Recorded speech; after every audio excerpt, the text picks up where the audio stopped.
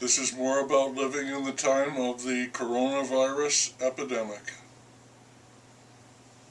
There were several memorial services today for the man killed in police custody in Minneapolis. The man, George Floyd, is being celebrated as a great person.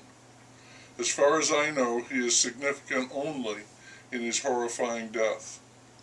Other than that, I don't know anything about him, except that he worked with the man who killed him. I worry about lionizing a person most people do not know. The ceremony in Minneapolis was attended by all the state brass, with Jesse Jackson on top, of course. I'm surprised to hear that he's still alive.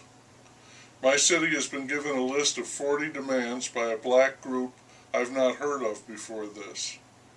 A council member has produced his own list of reforms. I remember one, that the city shall not hire a cop who has been fired by another city.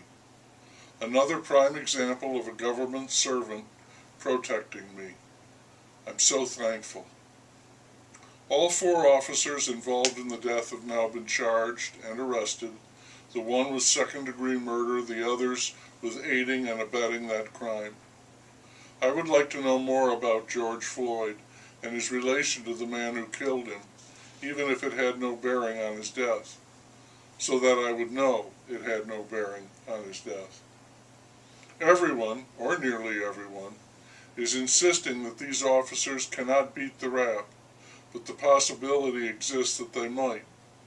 And if they did, then the protests, the demonstration, the vandalism, looting, and shooting would begin again, not so much in tribute to George Floyd, but in a rage over the white power system, ignoring this terrible injustice. Not just ignoring it, but really approving the crime. I dread all of this. All I'm trying to say in this is that, unlike the rest of the nation that is up in arms for racial justice, ignited by this dreadful murder, I think there is at least a possibility that race had nothing to do with it, that being a cop had nothing to do with it, that one man had it out for the other for some reason, and was so filled with hatred that he punished the man and killed him without remorse in the most dreadful and deliberate way. Meanwhile, everyone goes down a different road, some marching peacefully, some filled with righteous indignation, others running, throwing stones, looting, and shooting. Such a completely misguided response would be par for the course in these strange days in the year 0 CE. There was unexpected good news. 3 million people went back to work, a sign of economic recovery. The stock market jumped 1,000 points. The trumpet appeared in the Rose Garden and crowed over the good news, said a full recovery would occur late this year and into next year, did everything but sing, "Everything's coming up roses."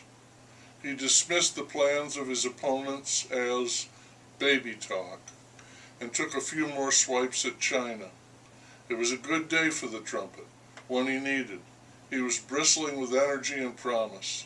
And besides all of that, it was his birthday. It is quiet at night in the city. There was the big memorial service for George Floyd at a time when even funerals are prohibited. Every effort is made at appeasing the protesters. Several of our council members say that those arrested for violating the curfew should be excused from any legal action. The field mouse, with the lady doctor, continues his crusade. He may be more fervent than ever. He's moving slowly, cautiously, in phases, layers, increments, insisting on what he calls best practices. To those who tell him, just open things up, no standards, no restrictions, he says that would be irresponsible and an abdication of his duty as governor. Then he made what was, to me, an astonishing and revealing comparison.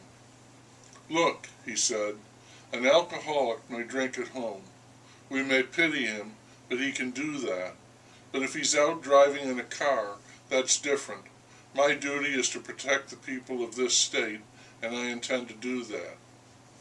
So the field mouse sees us as comparable to alcoholics, badly impaired individuals, incapable of taking care of ourselves and a danger to others, even though made in the image of God.